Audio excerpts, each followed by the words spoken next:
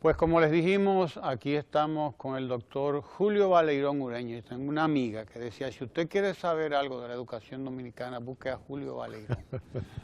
Esa es doña Miriam Camilo. Decía, busquen a Julio Baleirón y pregúntenle. 30 años dedicados a la educación, ¿verdad, Así Julio? es, así es. Bien, y con nosotros está Julio Baleirón. Desde esos 30 años tiene 10, ¿verdad, Julio? Casi 10 en el Instituto de Evaluación de la Calidad Educativa en la República Dominicana, el IDEICE, el IDEICE se llama, del Ministerio de Educación de la República Dominicana. No lo hemos jubilado y todavía no podemos jubilarlo, porque tiene mucho que darnos, a pesar de todo ese tiempo que tiene ahí en las instituciones educativas del país. Julio, viene con un propósito especial, que es el 7º Congreso Internacional, Currículo y Sociedad en la Escuela del siglo XXI, se llama esto, ¿verdad? Tenemos ahí ¿verdad?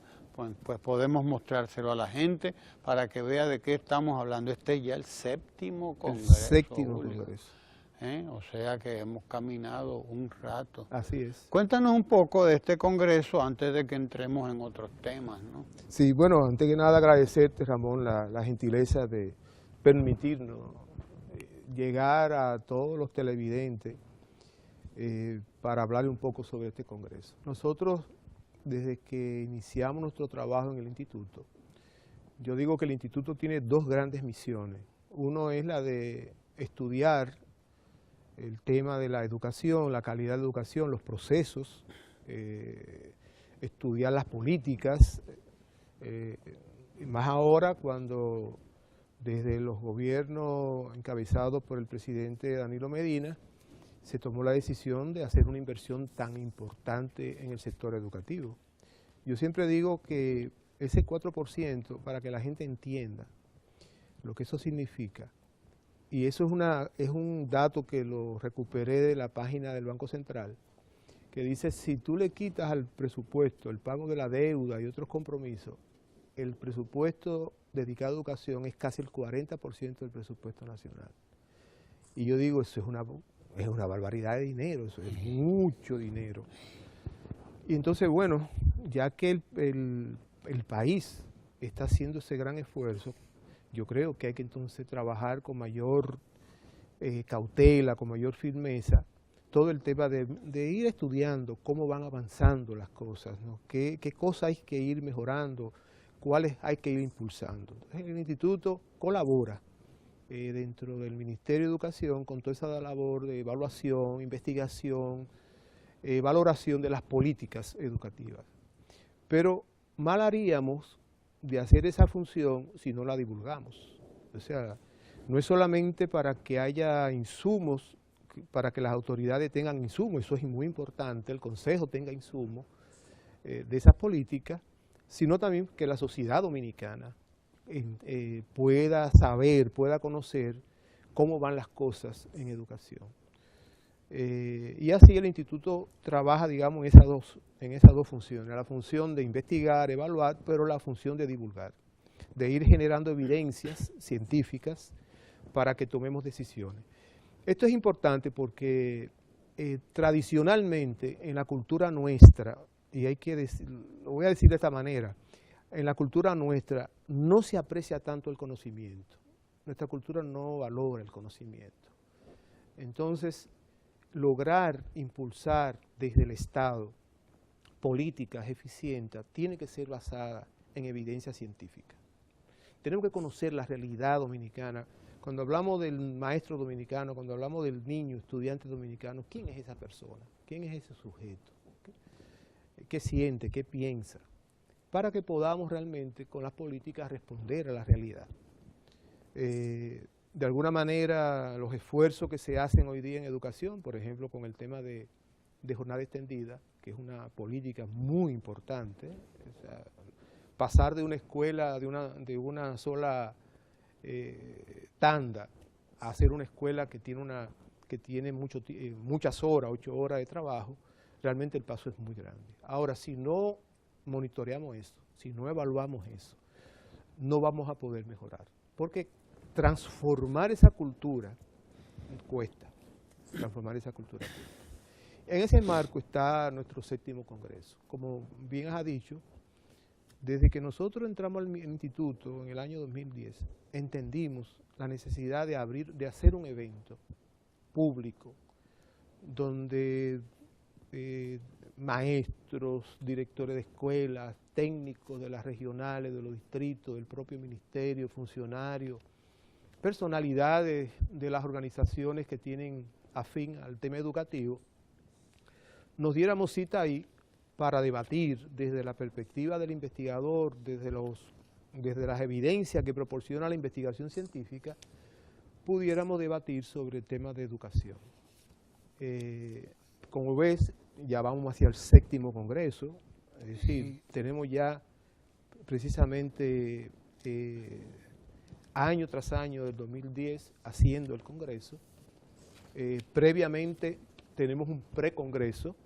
Ese precongreso es a nivel nacional, o sea, lo hacemos en alianza estratégica con el Instituto de Formación Docente, el Instituto Superior de Formación Docente, que se llama IFODOSO. El IFODOSO, el Con ese instituto, en alianza estratégica, nosotros hacemos precongreso, y los precongresos lo hacemos en los recintos del instituto. San Juan de la Maguana, Santo Domingo, Licey al Medio, Santiago, San Pedro de Macorís, y ahí los investigadores de las universidades, del propio IFODOSO, presentan sus trabajos.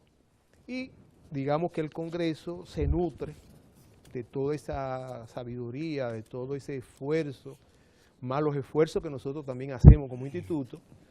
Entonces traemos eso a la sociedad dominicana y lo presentamos. Nos pasamos ahí 3 días, desde esta vez va a ser desde el martes 6, la semana que viene, hasta el jueves 8, presentando esos estudios, debatiendo sobre el tema educativo. Y esa es un poco la lógica del Congreso, un espacio abierto de debate. Todo el que quisiera decir algo se inscribe en el Congreso. Hemos hecho un proceso interesante, hemos aprendido mucho en este camino, mucho. Y la idea es ofrecerle sobre todo al maestro de la zona más apartada, a los técnicos de la zona más apartada, la oportunidad de venir a Santo Domingo. Porque, bueno, vienen de todo el interior del país. De todo el interior, viene gente de la frontera, y nosotros esas personas, a los que son de la zona más lejana, incluso nosotros le pagamos una noche en el hotel, para que ellos puedan estar ahí y conocer la realidad, no solamente desde lo local, desde la realidad de su escuelita o su zona, sino que puedan entender lo que está pasando en el país. Y esa es un poco la lógica que el Congreso tiene. La idea es que todo esto que se va a debatir, que se va a discutir, llegue al magisterio nacional. ¿De qué manera, cómo ustedes logran que esto impacte en el sistema educativo? Exacto, ¿Cómo? Mira, como te decía, la idea es, el Congreso tiene varias partes. Hay una primera parte que cada día tenemos una conferencia internacional, una conferencia magistral. Esta vez vamos a tener 2 conferencistas que son, 3 conferencistas que son exquisiteces, yo digo, ¿no? Jorge Torres, el doctor Jorge Torres, que viene de la Universidad de La Coruña, de España, un hombre crítico, un hombre de un pensamiento cuestionador sobre el tema curricular. Vamos a tener a Ángel Díaz Barriga, el doctor Ángel Díaz Barriga de México, también con una formación muy sólida, un hombre que se ha pasado más de 15 años, 20 años sistemáticamente estudiando el tema de las competencias en educación. Y a Dinora García, la rectora del Instituto Superior de Educación Poveda de Santo Domingo, que es una estudiosa del tema. Esa es una primera parte. La segunda parte, nosotros vamos a tener un simposio, y ahí vamos a llevar especialistas para que nos digan qué piensan sobre el tema del currículo, ahora que estamos con un currículo nuevo, un currículo por competencia. Debatamos sobre el tema. O sea, hay momentos en que, digámoslo así, van a aterrizar en la realidad concreta del país, temas específicos de tanda extendida, digamos 4% para la educación, currículum que requiere esa tanda extendida, porque esa tanda extendida es un desafío al currículum. Es un desafío. Hay temas específicos. Hay temas específicos. Por ejemplo, todavía más específicos son los paneles. Nosotros vamos a tener 5 paneles donde se presentan estudios, y son estudios, algunos de ellos son estudios muy específicos de un distrito, pero que son estudios que tienen relevancia, que tienen importancia porque pueden ser generalizables. Son estudios que han hecho investigadores, algunos de ellos del mismo distrito, pero también inclusive investigadores de las universidades que toman un distrito, toman una regional y la convierten en un laboratorio de investigación. Ahí tenemos, para que tengan una idea, en esos 5 paneles nosotros vamos a poder presenciar, escuchar 35 investigaciones que se han hecho en el país. Y después tenemos una mesa, que le hemos llamado así como una mesa de debate. Es una mesa de debate donde el tema exclusivo es currículum.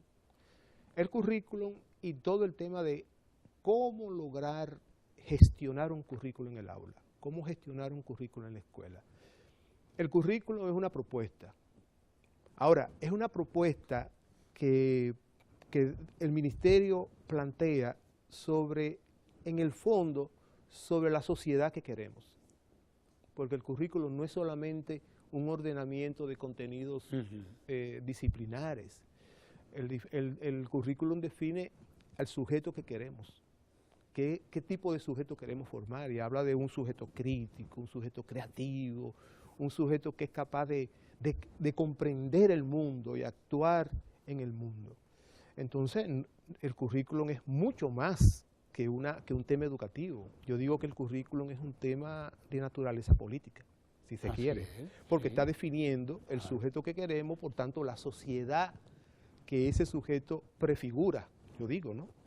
Si yo digo que necesito un sujeto democrático, crítico, abierto, entonces porque necesito una sociedad crítica, democrática y abierta. Claro. Eso es como lógico, ¿no?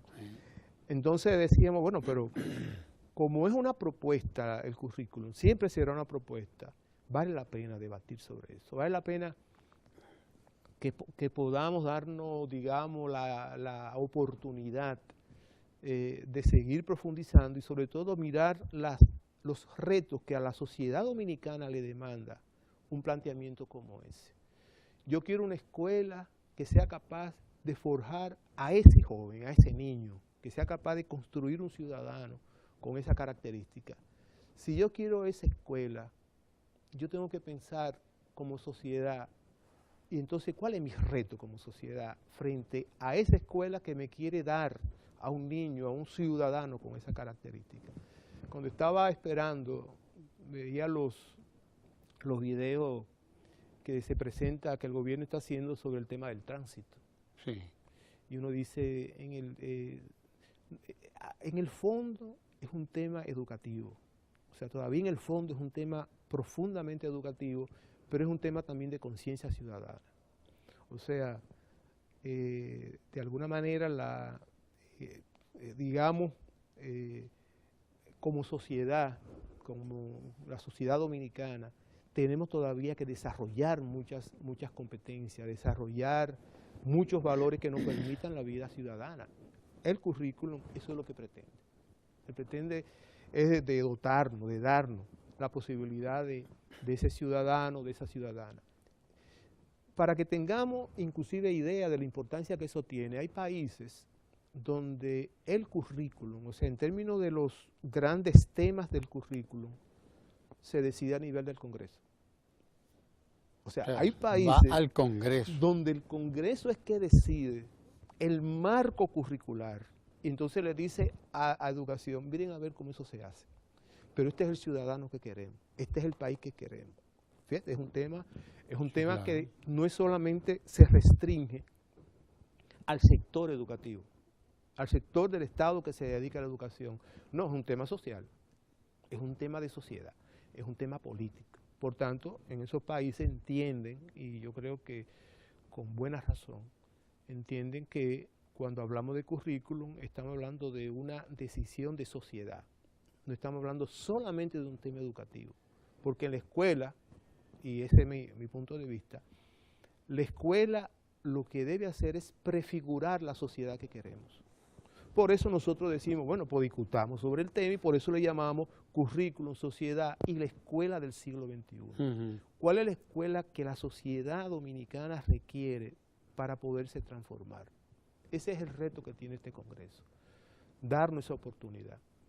Julio, me imagino que habrá aquí pues espacio para pasar revista a lo que ha ocurrido en estos 4 años de tanda extendida, porque vamos a tener 4 años ya con jornada escolar de tanda extendida, todavía no en el 100% de la educación del país, sí, pero hay un 50% ya más o menos. Más del 50%. O más, un poco más del 50% que está en jornada escolar extendida ya de 8 horas. El IDEICE tiene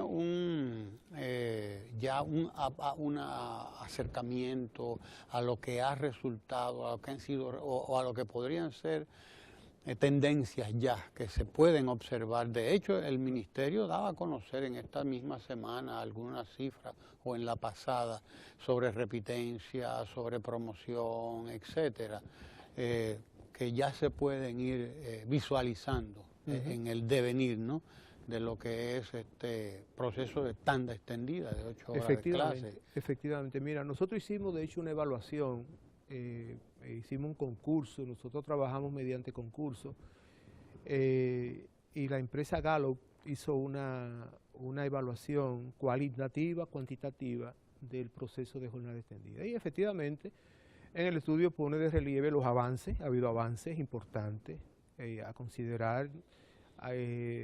Se aprecia realmente que hay una mayor valoración de la educación, o sea, en los niños, en los propios maestros, digamos, en el personal, en la familia. O sea, la familia, uno va, inclusive lo puede contactar eso, lo puede darse cuenta.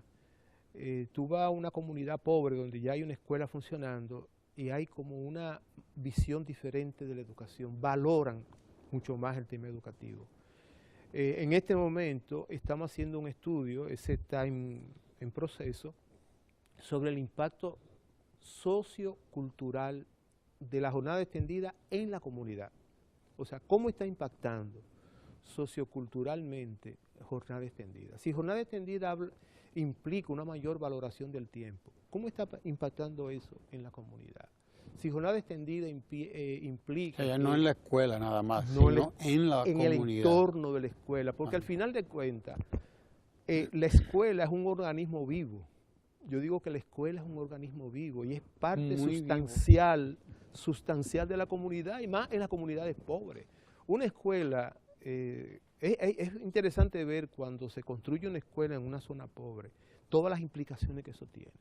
En términos inclusive la gente dice, lo plantea, que se sienten valoradas por la escuela que tienen. Entonces, ¿cómo impacta la escuela? ¿Cómo impacta en términos de la vida cotidiana de esa comunidad? La existencia de esa escuela, no solamente en la vida económica de la comunidad que de por sí la impacta, te voy a decir, de por sí la impacta, sino en la valoración de la educación, en la valoración del tiempo, en la valoración de la higiene. Esos son temas que para nosotros nos preocupan. ¿Por qué? Porque en sentido general, en la cultura, en esta cultura de la pobreza en la que gran parte de la población dominicana vive, hay elementos que son muy importantes, pero hay otros que tienen que ser superados. Por ejemplo, yo siempre digo que yo viví 5 años, cuando me gradué de psicólogo, yo me mudé a un barrio marginado y viví 5 años en un barrio marginado. Yo me viví en Los Guandules, 5 años. Y yo veía cosas que después las retomé. Y son conceptos que la gente tiene de lo que es, por ejemplo, higiene. Yo no recuerdo haber visto una señora que el niño tenía la tetera, se le cayó en el suelo, ella la recogió, se la pasó por la falda, se la pasó ella misma por su boca y después se la dio al niño. Wow. Ahí hay un concepto de higiene. Para ella limpió el bobo. Se lo pasó por la falda, se lo pasó por su boca y se lo dio al niño. Hay un concepto de higiene. Yo tengo que lograr que esa persona avance en ese concepto, que entienda que hay un concepto de higiene todavía un poquito más complejo y tiene que aprenderlo. Y tú me preguntarás, bueno, ¿y eso qué tiene que ver con escuela? Bueno, en la escuela le damos a los muchachos merienda, desayuno, comida. Entonces el niño tiene que valorar la importancia de hacer una higiene de las manos. El niño tiene que valorar la importancia de la higiene de la boca, porque está comiendo, porque está manipulando alimentos. Y eso es parte para mí del ser ciudadano. Eso es parte de un currículo. ¿Tú ves? Entonces, de alguna manera, nos damos cuenta, la jornada extendida está impactando y está ayudando. Yo creo que y va a seguir impactando, y va a seguir impactando. Ahora, hay que mantener el ojo, hay que mantener la actitud de escudriñar del investigador que anda buscando, porque tenemos que ir avanzando en ese desarrollo, en este caso de la jornada extendida. Y como la jornada extendida de muchas otras políticas, por ejemplo, en este momento, un tema importante también del Congreso, habrá una mesa de discusión sobre eso, es el tema de formación docente. Porque al final de cuentas, ¿quién es que hace vida al currículo? ¿Quién le da? ¿Quién le da vida al currículo? Es el maestro, en el aula. Sí, el que lo materializa. Es el que lo materializa, él es el que lo hace posible. O sea, yo puedo tener una idea preciosa de lo que yo quisiera en términos de ciudadanía. Y el currículum yo creo que es una belleza. Tú lo lees y tú dices, wow, y ese es el ciudadano que queremos. Pero al final de cuentas, el que hace el currículum es el maestro en el aula, es el director en la escuela. Entonces tenemos también investigaciones sobre ese tema de gestión, de aprendizaje. Están aprendiendo más nuestros niños. Fíjate que hay un detalle importante. Jornada extendida tiene dos elementos que yo creo que hay que rescatarlo. Jornada extendida es una gran oportunidad para que el niño pueda aprender más, porque va a tener más tiempo, o teóricamente tiene más tiempo para poderlo dedicar a muchas cosas que él tiene que aprender, desde la matemática, la lengua, hasta el manejo de su cuerpo. O sea, lo que llama Howard Gardner, ese famoso investigador de la inteligencia múltiple, lo que él llama la inteligencia kinestésica, es decir, el manejo del cuerpo. Ahí el deporte, la danza, todo eso nos ayuda a nosotros a manejar mejor nuestro cuerpo. Bueno, voy a tener mayor oportunidad para entonces desarrollar lo que, de acuerdo a ese pensador, dice las inteligencias múltiples. Así como la inteligencia lógico-matemática o la inteligencia lingüística, voy a tener la oportunidad para que el niño aprenda a manejar su cuerpo, a manejarse él, inclusive en su relación consigo mismo o en su relación con los demás, o en su relación con el medio, que es lo que llama Howard Gardner la inteligencia natural. Jornada extendida me ofrece muchas oportunidades de desarrollo en ese sentido. Pero jornada extendida tiene un elemento que yo creo que debemos valorarlo. El niño está menos tiempo en la calle. Para los que hemos tenido la oportunidad, y yo digo que sí, que es una oportunidad. Relativamente menos tiempo en la casa también. Bueno, solo o en... Así mismo es, mira, así mismo es. El niño está en menos riesgo. No es que en la escuela no haya riesgos, porque en toda parte donde hay seres humanos hay riesgos. Claro. Porque hay de todo tipo, pero hay menos riesgos. El niño está en una escuela donde uno puede esperar, donde él esté en situación de mayor protección. Eso es un elemento que la sociedad dominicana tiene que también valorar mucho. Que el niño se pase 8 horas en la escuela, son 8 horas donde él está en menos posibilidades de riesgo, que son los riesgos que hay en la calle. Y todos sabemos lo que significa, eso en la sociedad, no solamente en la sociedad dominicana, sino que en cualquier sociedad. En ese sentido, son dos elementos que nosotros entendemos importantes. Ahora, así como te mencionaba el tema del desarrollo de la jornada extendida, te decía también el tema de la formación docente, que nosotros decimos, bueno, yo tengo que formar al maestro que se va a enfrentar a un currículo por competencia en una jornada extendida. Entonces ahí hay un tema de debate importante. Hasta ahora, lo que hemos hecho en formación docente no ha sido formar docente para un currículo por competencia, no.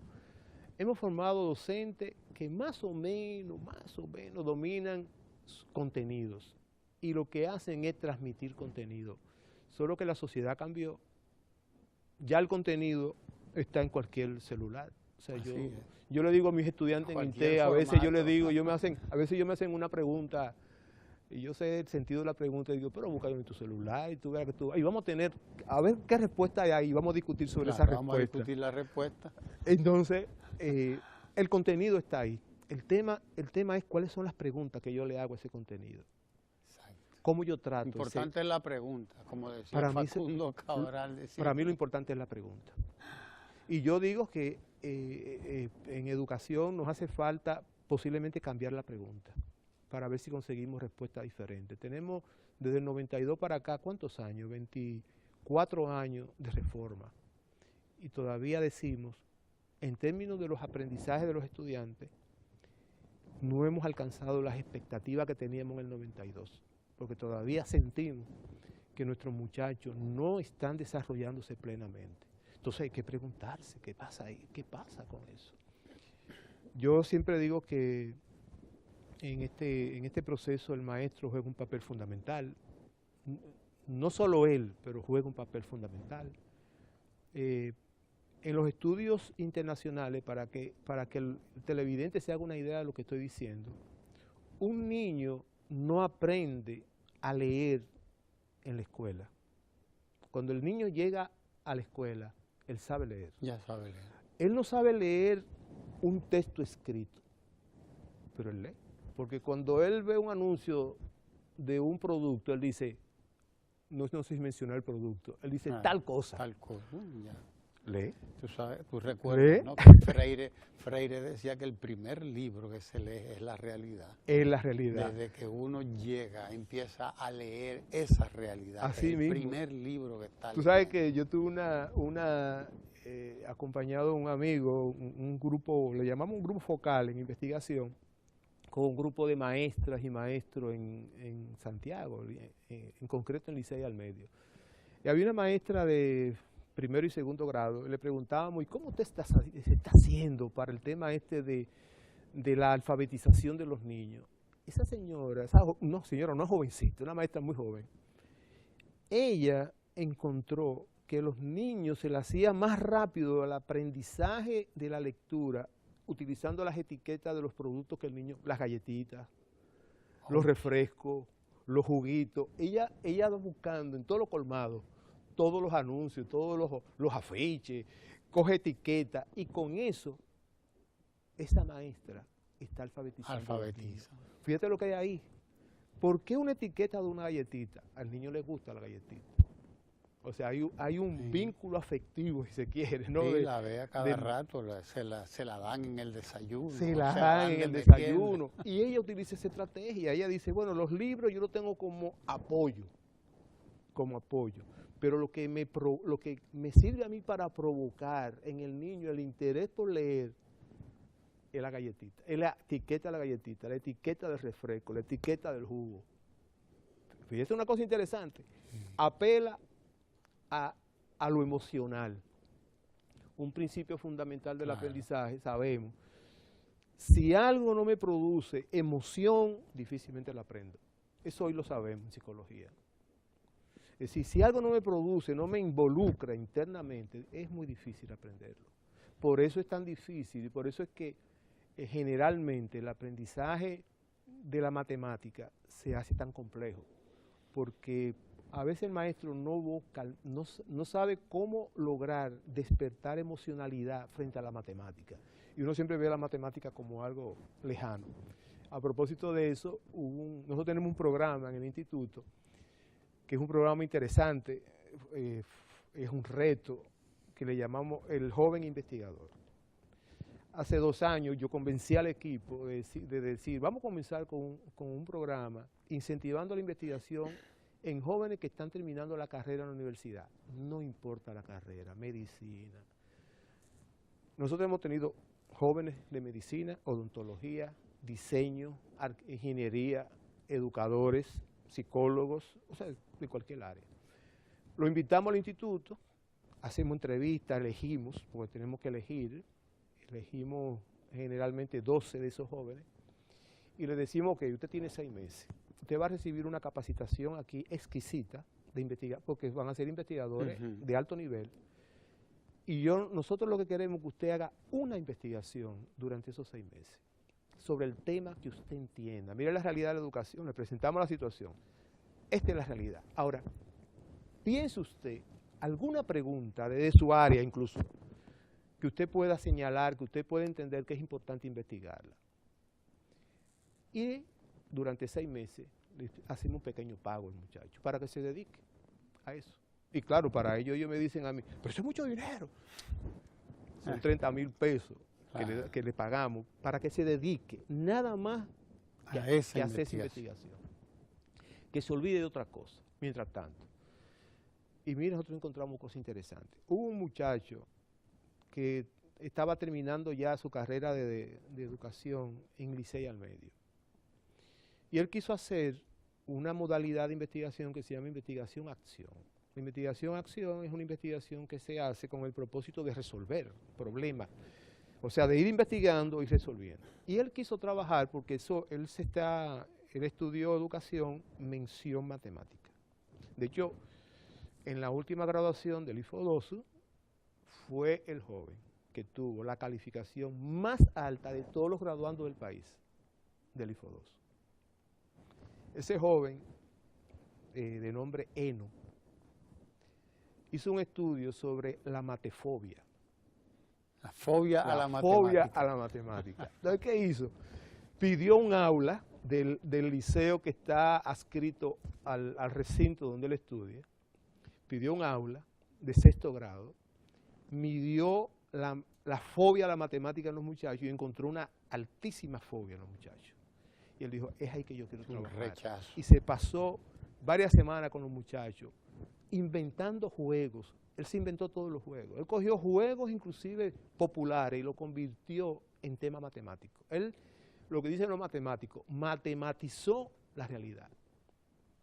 ¿Cuál fue la consecuencia? Primero el resultado. Los valores se invirtieron radicalmente. Él encontró alrededor de un 80% de niños con fobia a la matemática. Cuando él hizo la medición después del programa, solamente le quedaba un 20% con fobia a la matemática. O sea, él transformó la situación en términos actitudinales. La puso totalmente al revés. Totalmente al revés. Fue una cosa y sobre todo lo que fue un programa que él lo desarrolló fueron en 2 semanas. ¿Qué haría un muchacho si se pasa un año entero, un maestro trabajando de esa manera? O sea, no solamente impactó eso, sino que logró, además de disminuir la matefobia, cómo los muchachos aprendieron a hacer cálculos matemáticos. Fue una cosa interesante. Y eso fue un joven que recién se graduó de magisterio, recién se acaba de graduar de magisterio. Un estudio interesantísimo. Bueno, en el congreso del año pasado, lo invitamos, pues él terminó el año pasado el estudio, lo invitamos a que presentara dentro del congreso. Y yo recuerdo la mesa, el panel, donde habían 3 investigadores de alto nivel y él. Déjame decirte que cuando él terminó de presentar, el público entero se puso de pie a aplaudirlo. Porque hizo un estudio que dio soluciones concretas a un tema que es un tema serio en el país, el tema de la matemática. Hay otra joven, esta es estudiante de medicina, que ella decía, ¿y qué está pasando con la higiene bucal de los niños de escuela de jornada extendida? Higiene bucal de los niños de las escuelas de jornada extendida. Y se fue a 2 escuelas, hizo un estudio de casos, 2 casos, y se fue a 2 escuelas de jornada extendida. Ahí se tropezó con un tema serio cultural. En una de las escuelas, efectivamente, los niños ingieren mucho alimento, pero no había agua, o no tenían el cepillo dental. Wow. Y son 8 horas que están ahí. Ella encontró serios problemas de placas por alimentación acumulada en los dientes. En el otro, en la otra escuela, ¿con qué se tropezó? Se tropezó también con un tema cultural. Pero ahí no es solamente del niño que aprende a higienizarse su boca, sino que sistemáticamente escuchaba que la directora de la escuela decía que no hay tiempo para lavarse los dientes, vamos para el aula, vamos para el aula. Veo No aquí hay algunas tiempo. fotos, Julio, de lo que está pasando en mira. algunas escuelas, Sí. que se está llevando a cabo el programa de educación oral y de tratamiento en algunas escuelas. Ya esto es un hecho, a propósito de esto que contaba. Pero fíjate que incluso ella decía, y eso es lo que me preocupaba, que ella decía que ella hizo un chequeo rápido a una muestra muy grande de los niños y dice, ya yo estoy encontrando en niños de 6 años caries. Oye. Y uno dice, ¿qué pasa ahí? Sí. Entonces, por ejemplo, eso fue un estudio interesante, porque aunque sea un estudio pequeñito, uno puede decir, si hacemos un estudio con una muestra significativa, porque la verdad, es muy probable que me encuentre con el mismo problema. La verdad, Julio, es que quizás por primera vez en el país estamos viendo la educación de otra manera. Exacto. Como un proceso abarcador, realmente abarcador del ser humano como un todo. Así mismo. Es decir, la escuela no puede ser solamente una institución ya para el ABC y para el 1, 2, 3 y la ecuación y el currículum que conocemos. Ese currículum tiene que ser algo mucho más que eso. Es decir, que vea al individuo como el todo. Y esto de cómo está evolucionando pues la higiene bucal, que es una parte fundamental de la salud, en esas 8 horas es un tema capital. Así mismo. Capital, porque es un muchacho que está comiendo más, porque come 3 veces ahí, hay desayuno, hay comida y hay merienda. Que cuando estaba fuera de la escuela probablemente no los tenía. Probablemente no, seguro que no la tenía. En la mayoría de los casos no la tenía. No la tenía, porque se trata de muchachos de la escuela pública, y la escuela pública es la escuela de los pobres en la República Dominicana. Esa es la realidad, es la escuela de los pobres. Que no nos llamemos engaño. Pero bueno, por primera vez estamos viendo todas estas cosas entonces en un entorno y viéndolo de manera científica. Así mismo es. No de manera caritativa, es dando beneficencia, sino midiendo, haciendo trabajo científico como así este, ¿no? Mira, Julio Baleirón, doctor Julio Baleirón, 30 años en el sistema educativo dominicano, director del Instituto Dominicano para la Evaluación, la Investigación de la Calidad Educativa, la calidad de la educación en la República Dominicana. Para los que creen que aquí no hay nada, que estamos todavía en taparrabo, hay un instituto dedicado a eso. Pero mira, Julio, la pregunta es, tú conoces muy bien todos los procesos que se han desarrollado aquí en los últimos 20 a 30 años. Y recordamos muy bien aquel legendario plan decenal de la educación, que fue un elemento importantísimo, un momento importante de la educación dominicana. Y yo me recuerdo que leía en la justificación del currículum, etcétera, de la presentación de todo aquello, el ser humano que pretendemos conseguir. Y yo decía, bueno, si lo conseguimos, dimos el palo de la gata, porque la verdad que para mí aquello era revolucionario. Así es. Aquello era revolucionario. Podemos criticar todo lo que queramos, etcétera, etcétera, pero el plan decenal y muchos de esos planes que siguieron o que antecedieron eran instrumentos importantes. ¿Qué pasó que no conseguimos ese ser humano al que aspirábamos particularmente en ese plan que estaba tan bien concebido, fundamentado incluso, constructivista, porque había una visión constructivista, ¿entiendes? Una visión constructivista que en ese momento es revolucionaria, es transformadora, indudablemente, y para mí sigue siendo los postulados del constructivismo. y sobre todo el desconstructivismo, que es mucho más importante todavía. ¿Qué pasó?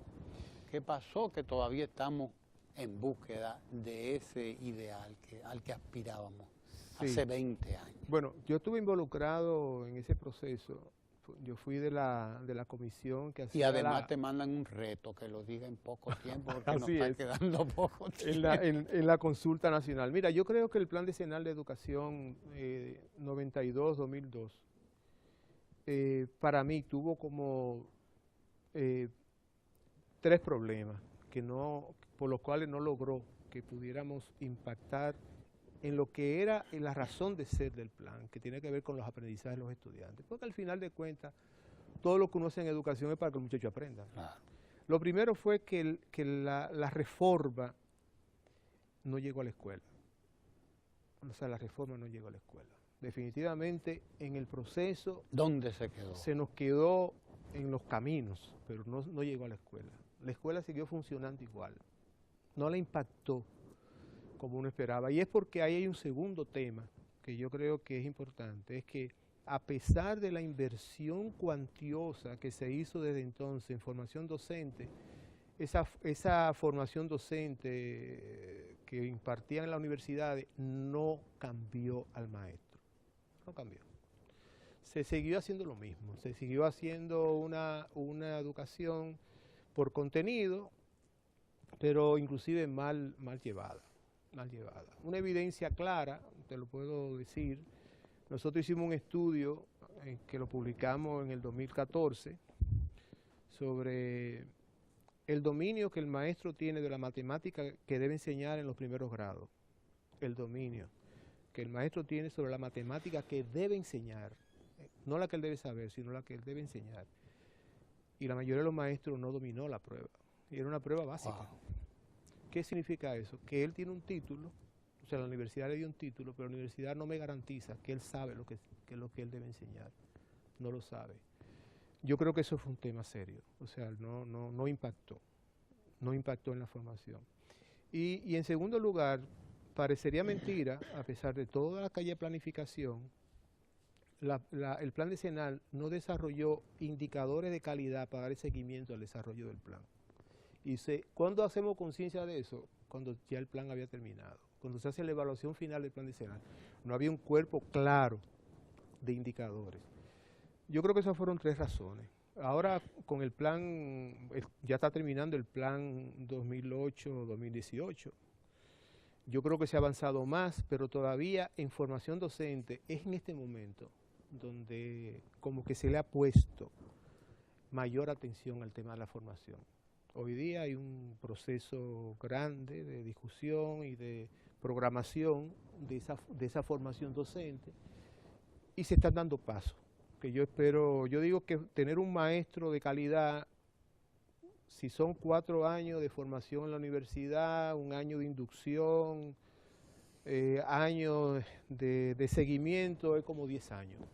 ¿Qué pasa también, Julio? Que teníamos una escuela que en sentido real y concreto tenía 2 horas de clase, 2 horas y media de clase. 2 horas 30. 2 horas y media, así como lo dijo la UNESCO en algunas investigaciones que se hicieron. Una escuela con 2 horas, 2 horas y media de clase, por más que quiera, no puede atosigar de contenido a un estudiante, a un muchacho o a una muchacha. Pero te saqué del tema porque tú viniste al 7º Congreso, que es este que está aquí, que se va a celebrar la semana que viene. La semana que viene, martes, miércoles y jueves. Martes, miércoles y jueves. ¿Dónde dijimos? En el Dominican Fiesta. Hotel Dominican Fiesta. Ahí está, Dominican Fiesta. Bueno, esto sabemos que va dirigido a un público educador, etcétera, sí. Pero ¿y si yo quiero ir? O quiere ir cualquier Hay una persona que nos han solicitado y bueno, nosotros tenemos, digamos, restricciones, pero vamos abriendo un poquito hacia personas que por razones de interés personal quieren conocer, quieren participar y entonces le damos cabida. ¿De qué hora a qué hora? No, van ustedes todo el día, eso es desde las 9 de la mañana que arranca hasta las 5 de la tarde, 6 de la tarde. Excepto el jueves, que nosotros terminamos al mediodía. Bien. Y dijimos que ahí va a haber gente como Curro Torres, como Curro Torres. El español Ángel Díaz Barriga de México, que vienen a plantearnos sus ideas sobre el currículo.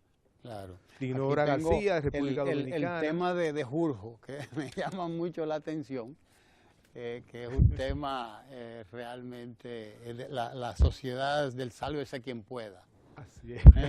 La sociedad del sálvese quien pueda.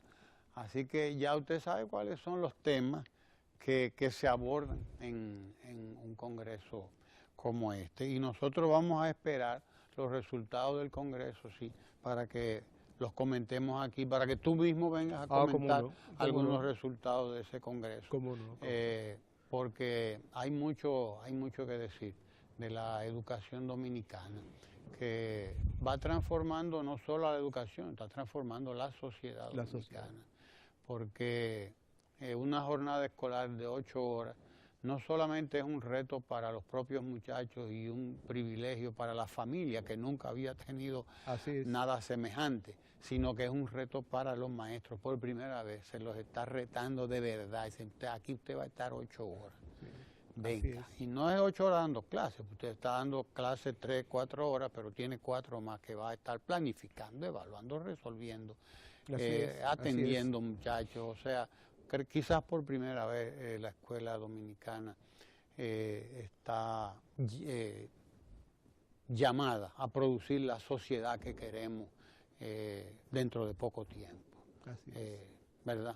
Así mismo. Así que bueno, hemos conversado con el doctor Julio Baleirón, director del Instituto Dominicano de Evaluación e Investigación de la Calidad de la Educación. Una de las instituciones del MINER, ¿verdad? El Ministerio de Educación de la República Dominicana. Y bueno, ya usted sabe, si le interesa el Congreso, pues el Congreso no es solamente las cátedras magistrales que va a haber, sino también esos espacios de encuentro de los actores ya del sistema educativo. Así ¿no? Gracias al doctor Julio Baleirón por estar aquí dándonos estas noticias tan importantes sobre educación en la República Dominicana, y gracias a usted por estar ahí, porque usted es también, además, quien justifica esta presencia nuestra aquí, ¿verdad, Julio? Así es. Quédese ahí porque nos vamos a Ecomundo con el economista Lucas Vicens. No se mueva de ahí.